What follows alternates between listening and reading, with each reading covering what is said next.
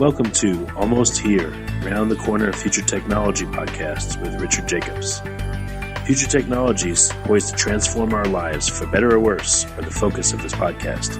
Almost here means these technologies are now here and starting to be used, or just around the corner, from Bitcoin to artificial intelligence, 3D printing, blockchain, virtual reality, and more.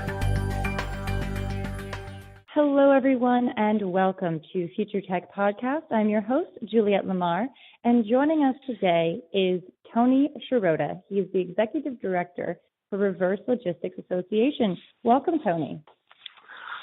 Good afternoon, Juliette. So, Tony, give our listeners just a little insight into what Reverse Logistics Association is all about. Absolutely. Well, we should start, Juliette, because when I'm in mixed company circles and I mention that I'm in reverse logistics, usually the first question is, what the heck is that?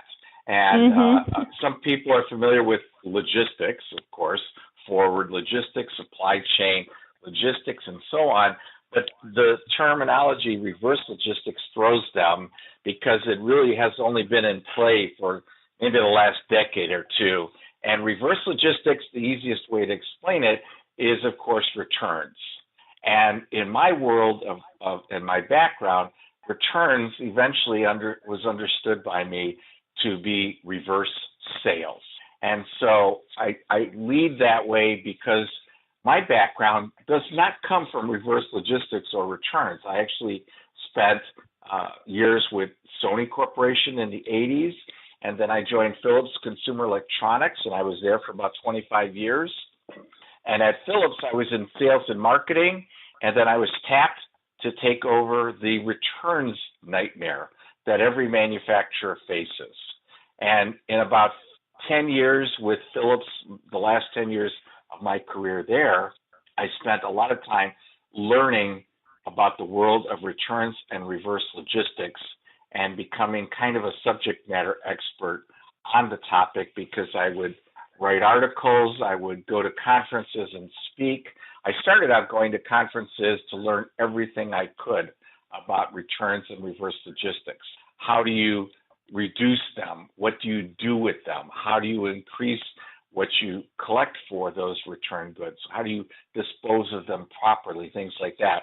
So I spent about 10 to 15 years at Philips working in that area, director of the returns management department, which didn't exist until I started it in 1998 with Philips.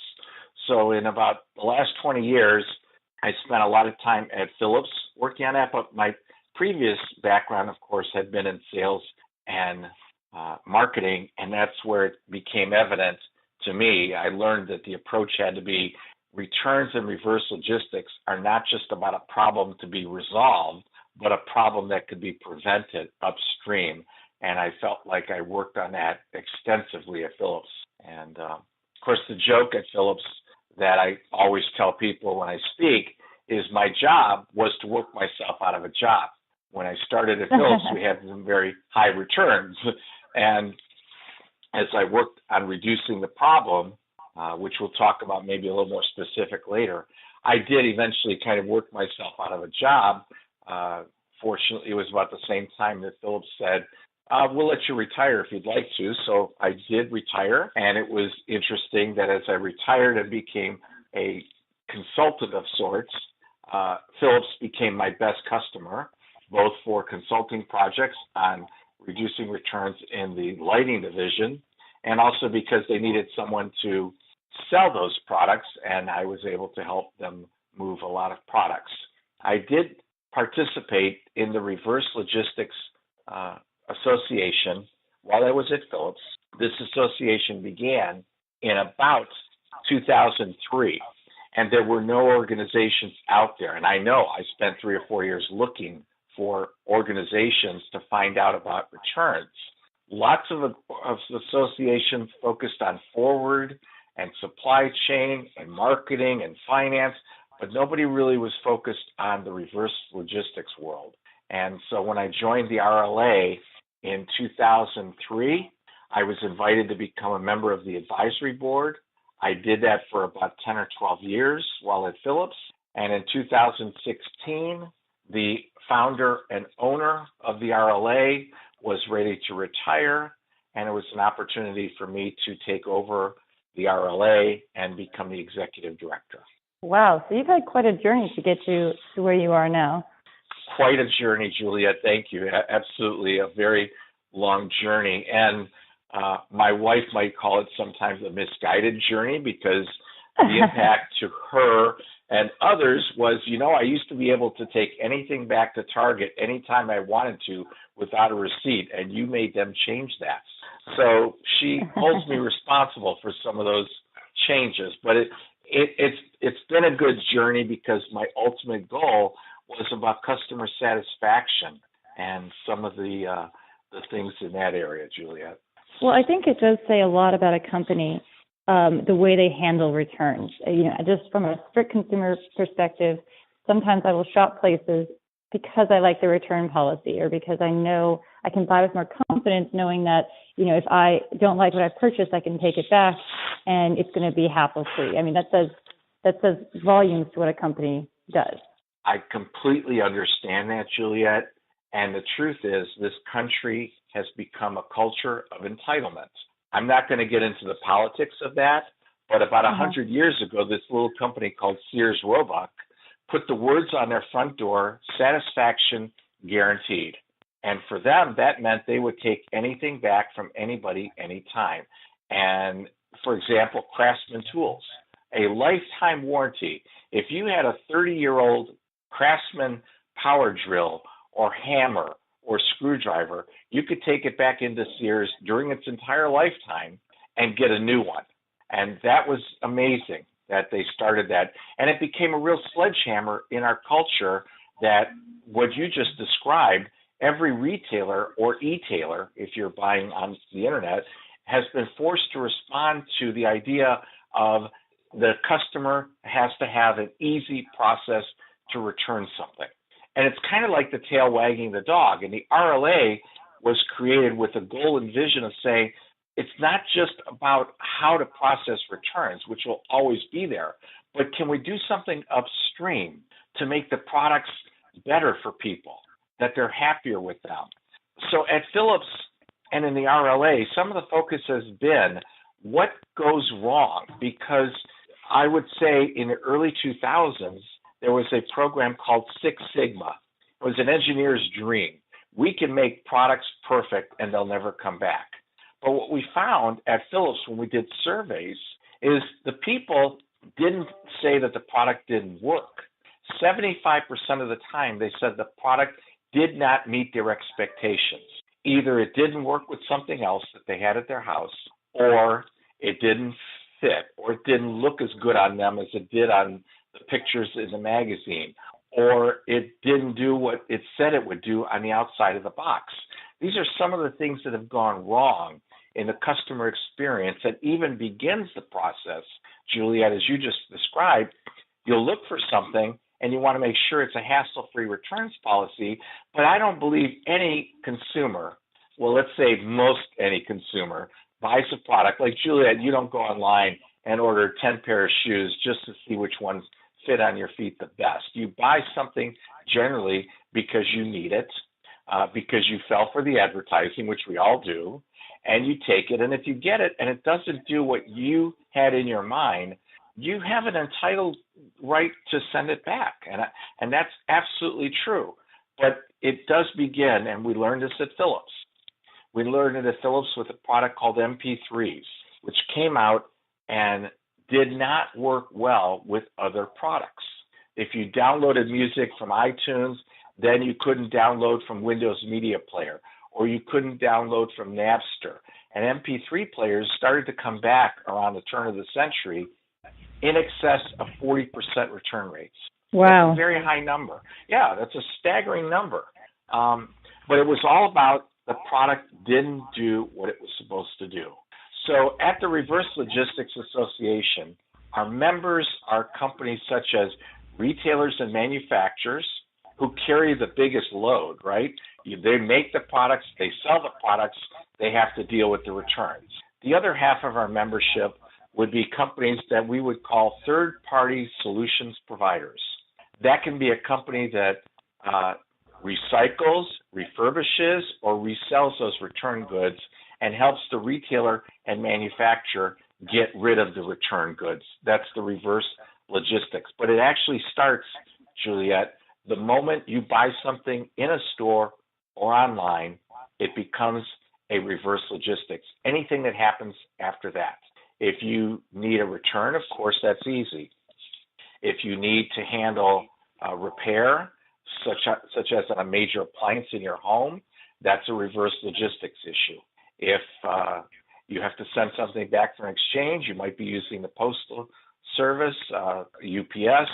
Those are reverse logistics operations. So the Reverse Logistics Association is a very broad organization of member companies who, again, are all focused on this vision of finding a way to reduce returns, process the valid returns less costly or more efficiently, and then put them into the marketplace again as soon as possible so that other customers can buy them at a value. That's kind of the RLA. So I guess this brings us to, what are some of the ways to prevent returns? Because I know that if I'm going into a store and I find a product and I can see it and I can touch it, it's tangible, I'm far less likely to return it because I've been able to, check it out essentially and see it for myself. And then as we move towards this e-commerce, which now I shop mostly online, I have a feeling that my return rate has gone up simply because I am not seeing it in person. Like you're saying, the advertising might not match the actual product, or what I see on the advertising, I have a different expectation of what it is when it arrives. So, what are some ways that you are working towards preventing returns from even happening? Because that seems very magical. And Juliet, there is some magic involved, and that is such a key to what the RLA is all about.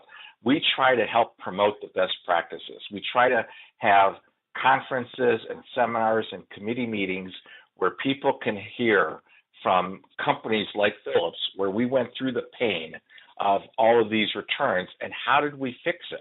What tricks did we find? What secrets did we learn? It's not rocket science, or I wouldn't be doing it. I'm clearly not a rocket scientist. What I listened to and learned about were amazing programs and ideas from companies that allowed things to be processed more efficiently and reduced. A couple of examples, Juliet. For example, Revlon Cosmetics, Avon, and other cosmetic companies developed a device that could be scanned over the cosmetics if they were returned, and it would be able to tell if there had ever been human contact with the lipstick or the powders or the makeup. If there was no human contact ever, it would be able to be resold into a secondary market, maybe in a different package. That's an example of reducing landfill and reducing throwing things away, one example. Then you have a story of a company like Nike. What happens to all those shoes that get returned? They've been worn, they can't get reworn again or resold, but Nike developed a machine and a process to take all those shoes, shred them into millions of little pieces, and they turned it into running tracks, which they donated to high schools and grade schools around the United States. It's an amazing story. And then there's the aspect of how do the retailers like Walmart and Target and Home Depot avoid the returns of products that they never sold in the first place, which is fraud and can happen. What was developed is a program where the serial number is captured on these more expensive products at the point of sale. It's become invisible to you, Juliet, when you buy, let's say, a Blu-ray DVD player at Walmart. When you go to the register with it, they scan twice. They scan the UPC once. It identifies the product and the price, but then it scans the serial number. Now, the serial number has been captured. It's actually on the receipt. Whether you keep it or not, it's in a database. So if you left and came back the next week with the units, they would scan that at the register, the returns desk, and they would know, yes, Juliet bought this Blu-ray player at this Walmart store 2 weeks ago. It's valid for return. Or it might say, this serial number was never sold by Walmart. It may say, this serial number was sold at Kmart or at Target. The serial number tracking It doesn't track you, Juliet, but it tracks the product. So it helps the retailers limit fraudulent returns. Because again, remember, these return goods are being liquidated in the marketplace everywhere from really great stores like Bargain Hunt or Big Lots. They carry refurbished products, but there's also some of this product that's liquidated where it gets to a flea market or the Goodwill stores as a return. And that product then could wind up going back to a retailer's store, and it could become a fraudulent return because they never sold that particular unit. So serial number tracking has become a major benchmark program to help reduce returns. Now, that's the policing action. On the flip side, Juliet, you're going online more and more now, of course, to buy products, as most consumers are in this country. When you look at the product, there's little magic, like you can enlarge the pictures, you can look more closely at it, you can see the items in different colors, you can see it perhaps on a model in different positions. It gives you some idea. What's interesting in the research that the RLA has helped promote is, for example, Juliet, if they show a color of a sweater and they tell you it's available in other colors, they tend to have higher returns than if they show you that sweater in 5 different colors. And that's intuitive, right? That makes sense. What's interesting is that if they show that sweater on a male or female model, depending on who it's for, those products tend to come back more often because people suddenly get that sweater package in their home, they put it on, they look back online at the picture of the person wearing it there, and they say, I don't look anything like that, I'm sending it back. So there's some interesting research that corresponds to social media impact on returns and so on. And that's kind of some of the best practices that the Reverse Logistics Association promotes, both on our website, in our magazine, the newsletter, and all of these events that we have where people speak about best practices. So it's kind of, there's so many amazing things going on today, Juliet, about ways to more effectively sell the product, not overpromise what the product will do or should do. So there's some really cool things going on. No, absolutely, and you have to adapt to this marketplace, and finding out how people are going to react to certain images and pictures, is a science all in itself. You and I were speaking a little bit earlier about before the podcast started about how future technologies are finding their way into this industry. Why don't you talk a little bit about how AI and 3D printing and all that is now impacting what you do?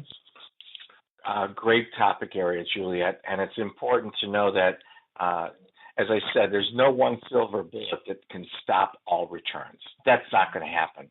But what's coming out there that can help process returns better? We've already mentioned some ideas of things that can help improve the sale of the product, but let's just say it's a legitimate return, and now it's come back. What do we do with it? We want to process it the most efficient way possible.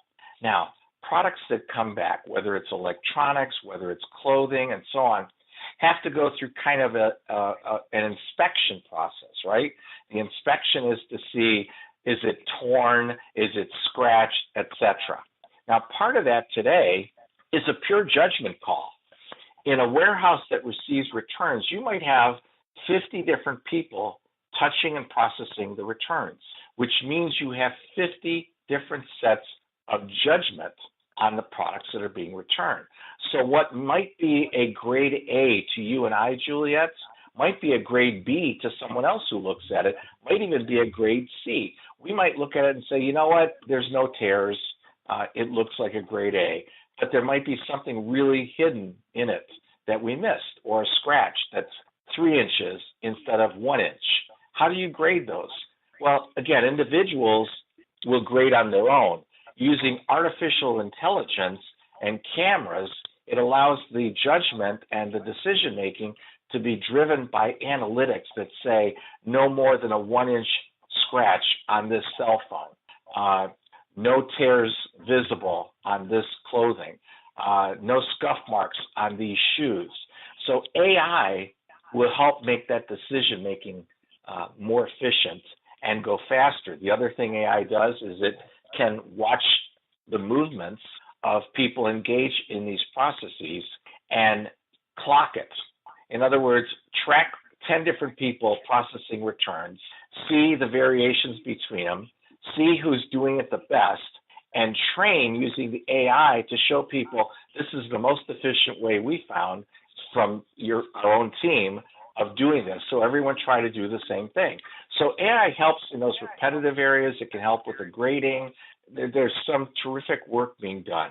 Another example of futuristic technology is by a company called Help Lightning, but it really is all about augmented reality and virtual reality. Let's say you're having trouble hooking up some products in your home theater system, and there's a lot of wires and you don't know what to do with them. You can get on a phone call with augmented reality and virtual reality. They take over your phone's camera, you aim it at the back of the products you're trying to connect, and their hands will appear on the screen of your cell phone and show you exactly which wire to grab and which place to put it in. And that's already out there today. So there's some very amazing things happening that will make the next 5 to 10 years much more customer-centric, consumer-centric. And since I explained that most people are taking things back because it didn't do what they expected to do, if you could help them understand what it's supposed to do and help them connect it or make it work or use it correctly, you've really made a strong headway into improving the customer satisfaction, which will ultimately reduce returns. And that is so good for customers because you don't want to go through the hassle of returns. It's great for companies for all the dimensions that you said, where as far as trash, as far as having a loss of the product, etc. And it's so great that these solutions are coming about because at this day and age, we have the resources to be more efficient. So why not use them? And part of the Reverse Logistics Association goal is to participate in the circular economy. So we don't talk about cradle to death or cradle to grave anymore. We talk about trying to create and develop products that not only can make one person happy, but can make someone else happy if it's returned and has to be resold or become a resource for us in a recycling process. But let me give you another statistic that everyone's going to relate to. The cellular phone industry is huge, of course. Hundreds of millions of phones are being sold every year. But what was sad is that the old ones were not being recycled as effectively as they could be.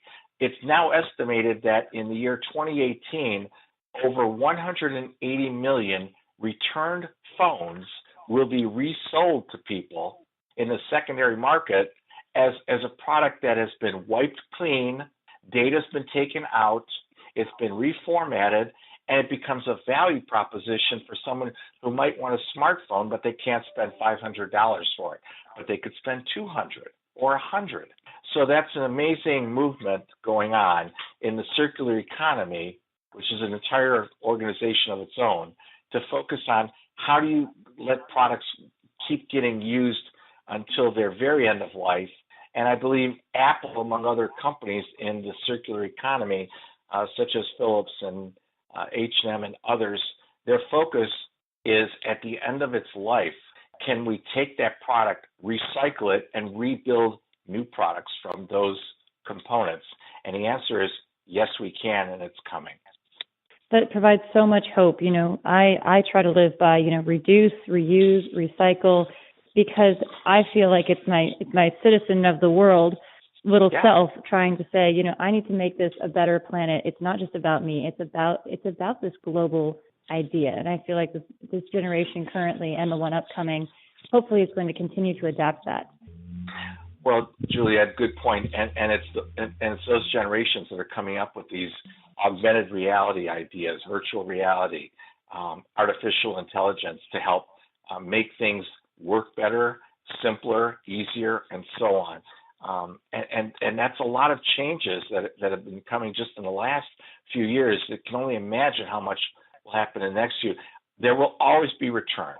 There will always be a need for the Reverse Logistics Association to talk about the ways of reducing those returns, of reusing the returns, and recycling. So I'm very, very proud of being the director now of this association and focusing on the next 10 years. In the last 10 years, like I said, we accomplished some major improvements in the whole system, especially in my years at Philips. But now I'm honored and fortunate to be able to promote these ideas all over the world with global companies and talk about how there's a lot of difficulties, but there's a lot of new, amazing solutions coming. And so the RLA is proud to be connected with the circular economy, focus on sustainability. Those are some of my keynote speakers at our conferences that talk about some of these ideas, and we're very proud of what we see coming in the next few years. Well, Tony, tell our listeners, what is the best way to really follow RLA's, progress to the space, find out if there's speakers coming up? What is the best way to connect? I appreciate you bringing that part of it up. The RLA is easy to find on the website, on the internet. It's rla.org, real simple. The website is geared more towards, as I said, the retailers and manufacturers and third-party solutions provider companies. It's not as geared towards consumers, but anyone can access the site. And it's very easy to register as a new user. It's free. On the website, the upper right corner has a register button. You go on, you can register as a new user. You can agree to receive the newsletter, the magazine for a limited time. You can get our email campaigns. We have seminars all over the country, all over the world. We will have an RLA Europe conference in October. RLA North America will be in February. So we do these events for companies and businesses, but it's not impossible for consumers to look there and see all of the white papers and the research and articles that have been written and published and presented in the last 10 years, because they're available on the RLA website. Fantastic. Well, Tony, thank you so much for joining us here today and really shedding some light on this world of returns and reverse logistics that is changing the way we view products and solutions. Julia, thank you so much for the opportunity to continue to be an evangelist for this. I've been lucky enough to get invited to events all over the world to speak about this important area. It's a passion for me.